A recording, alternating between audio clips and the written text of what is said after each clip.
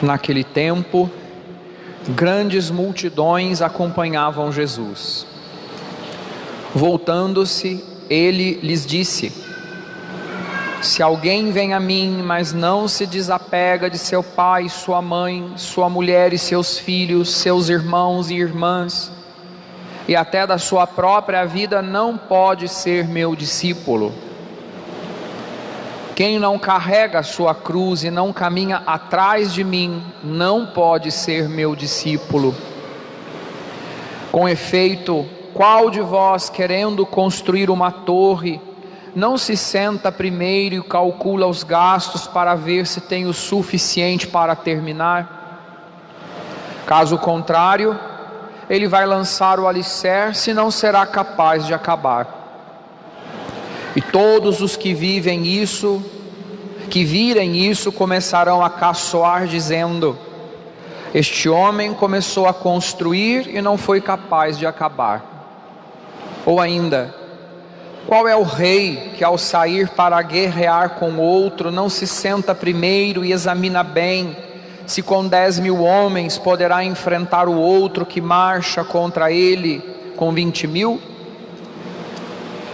Se ele vê que não pode, enquanto o outro rei ainda está longe, envia mensageiros para negociar as condições de paz.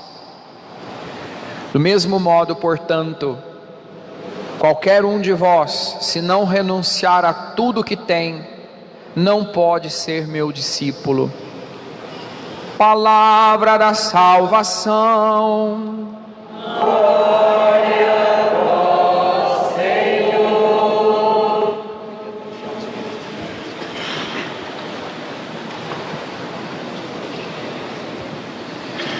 Querido Padre André, seminarista Mário, queridos irmãos e irmãs aqui presentes, também aqueles que nos acompanham pelas redes sociais, mais uma vez manifesto a minha alegria de estar aqui com vocês neste tempo de festa, que é celebrar a Santa Cruz, a titular desta paróquia, a titular da nossa cidade.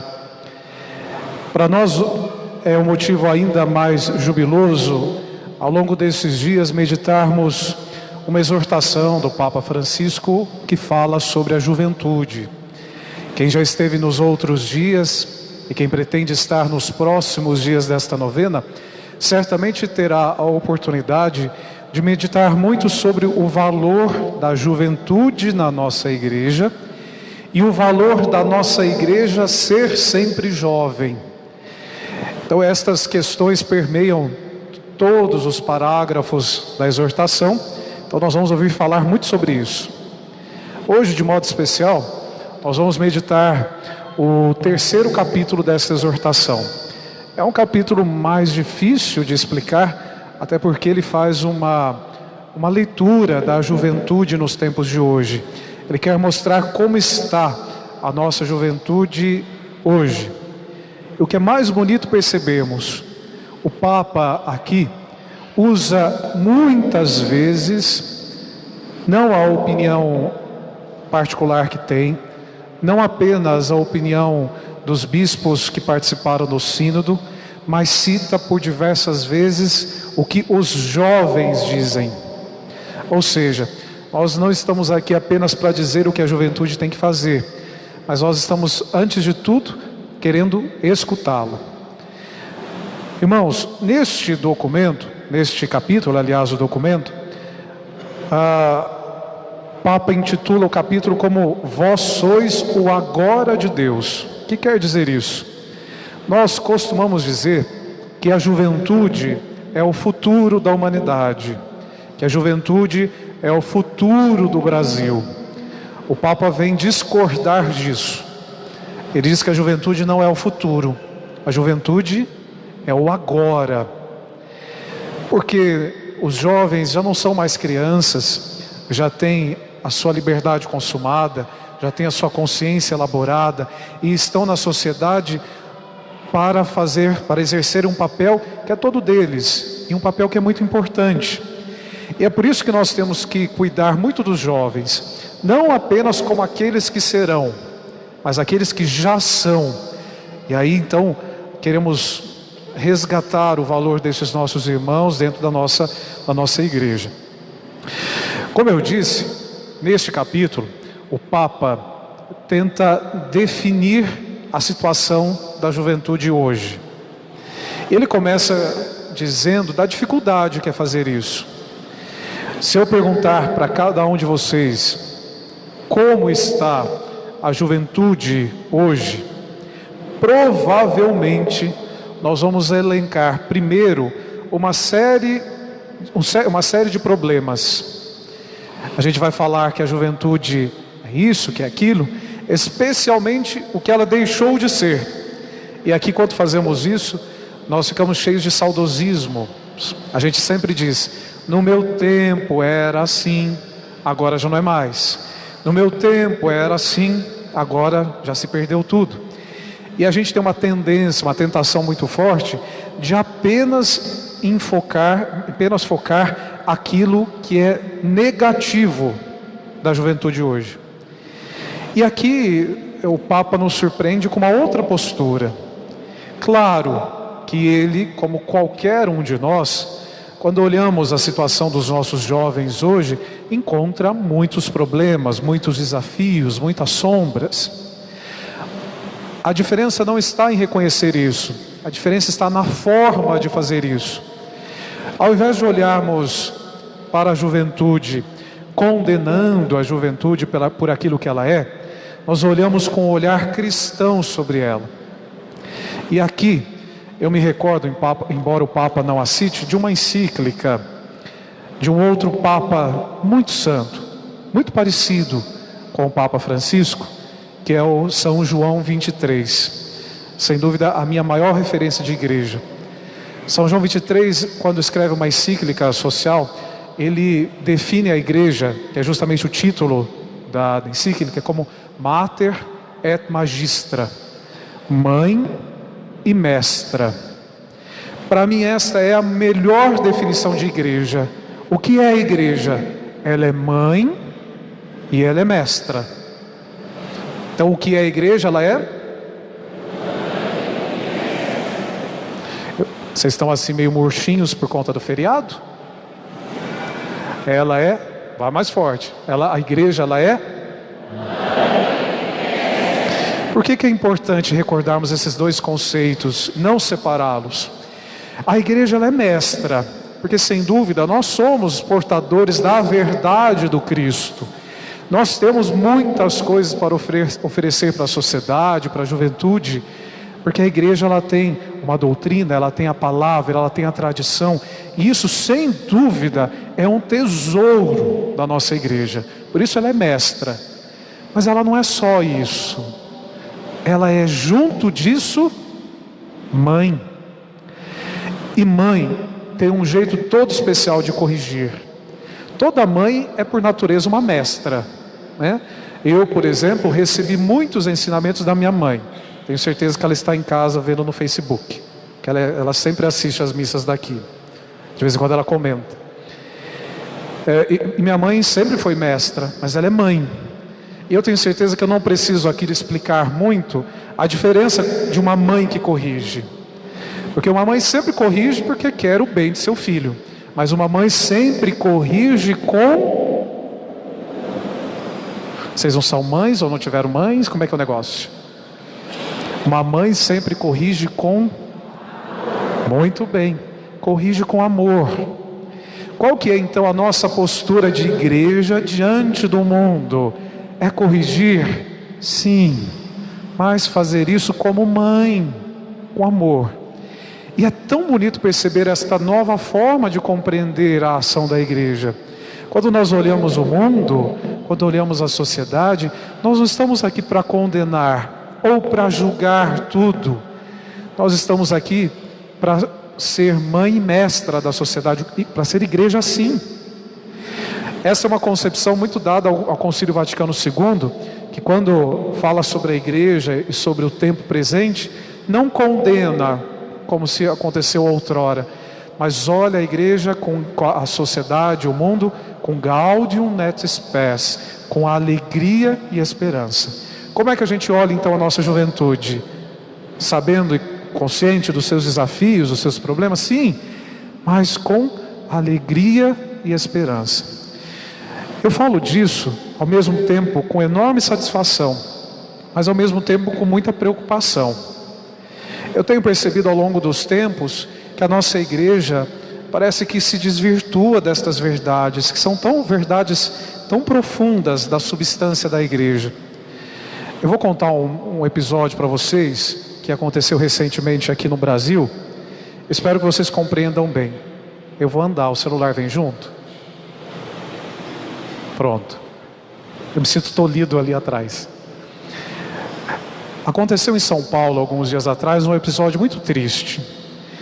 Um jovem de 17 anos, que vive em situação de rua desde os 12 anos, quando se tornou órfão de mãe, ele roubou uma barra de chocolate em um supermercado.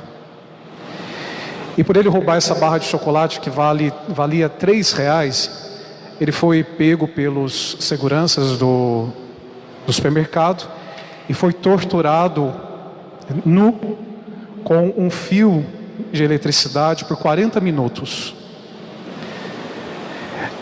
Quando nós falamos isso, quando olhamos essa situação, é óbvio que nós não queremos aqui endossar, concordar com a ação desse jovem que roubou. É claro que diante disso, nós sabemos que é errado. Mas eu sinceramente, eu não fiquei chocado apenas com a postura destes seguranças que depois foram presos por tortura. Eu fiquei extremamente chocado e, acima de tudo, entristecido quando li os comentários da notícia. Sinceramente, eu evito de fazer isso. Até porque, como diz um filósofo chamado Humberto Eco, essas questões, especialmente o Facebook, é a manifestação pura da imbecilidade humana. Então a gente vê ali isso aparecer de forma mais absurda. Eu, vendo os comentários dessa notícia, fiquei triste por ver muitos que se dizem católicos defendendo a tortura, a morte, a condenação. É inconcebível pensar isso. Para nós é muito estranho imaginarmos um cristianismo assim. Nós estamos vivendo numa época onde os discursos de ódio são endossados com preceitos religiosos. Isto é inconcebível com a nossa fé. Nós não podemos olhar a juventude com este olhar. Nós devemos fazer isso com o olhar do Cristo. E é inconciliável uma postura dessa com a postura do Cristo. Hoje nós somos convidados a ir contra esta tendência, de olhar a nossa realidade com este novo olhar, com o olhar de Cristo, com o olhar de uma igreja que é mãe e mestra, de uma igreja que olha a realidade com alegria e esperança. E fazer isso é muito desafiador, mas isso é ser cristão. Neste longo capítulo da exortação, o Papa Francisco tem falado muito sobre isso, que para nós parece uma coisa já tão simples, mas neste tempo urge com tanta necessidade. Nós precisamos olhar o mundo com um novo olhar, olhar a juventude com um novo olhar, com o olhar do Cristo. Estava comentando com o Padre André antes da celebração o início do Evangelho que hoje ouvimos. É bonito perceber que nós estamos ao longo de várias semanas caminhando com Jesus ao longo de Jerusalém. E essa caminhada não é uma caminhada apenas geográfica, é uma caminhada catequética, é uma caminhada teológica. Nós estamos aprendendo com Jesus ao longo do caminhar. Vejam bem, hoje Jesus deixa muito claro quais são os requisitos para sermos seus discípulos. Ele diz no início do Evangelho: se alguém quer me seguir, pegue a sua cruz e siga-me.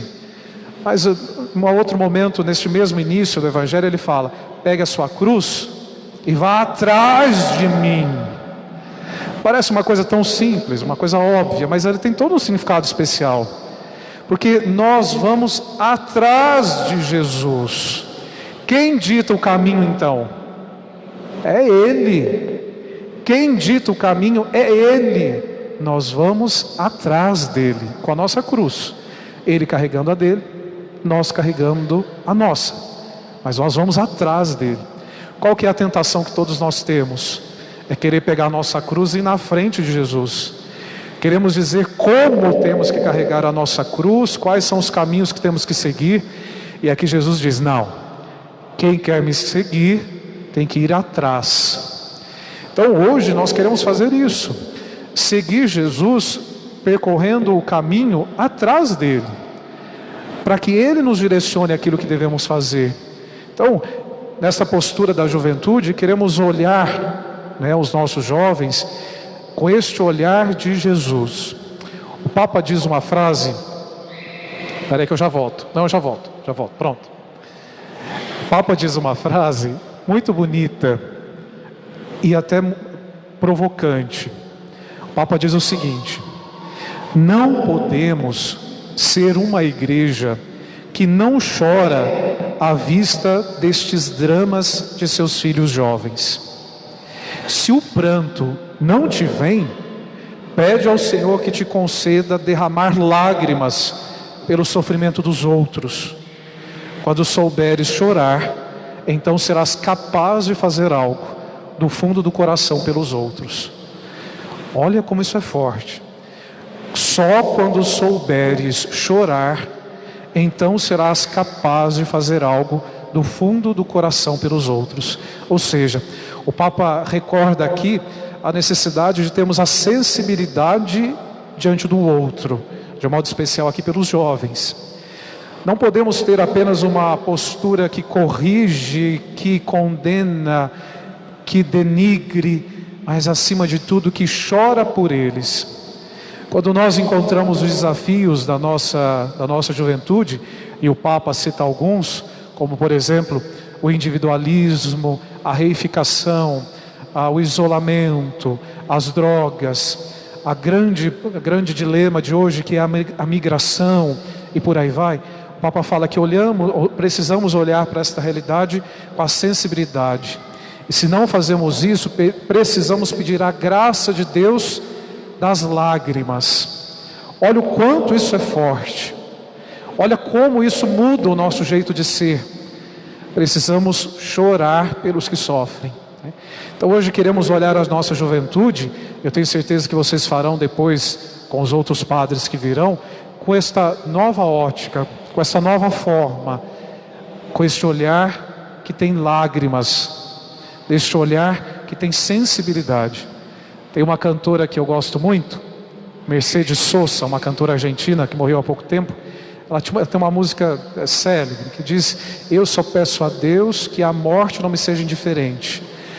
Na verdade, tudo aquilo que a gente pede a Deus é que não seja indiferente a dor, que não seja indiferente a morte do outro, Então hoje queremos, nesta novena, neste dia de hoje, pedimos a Deus que não nos faça insensíveis à dor e à morte, mas que nos dê a sensibilidade de reconhecermos a dor dos nossos irmãos, de modo especial dos nossos jovens, fazendo algo de concreto por eles.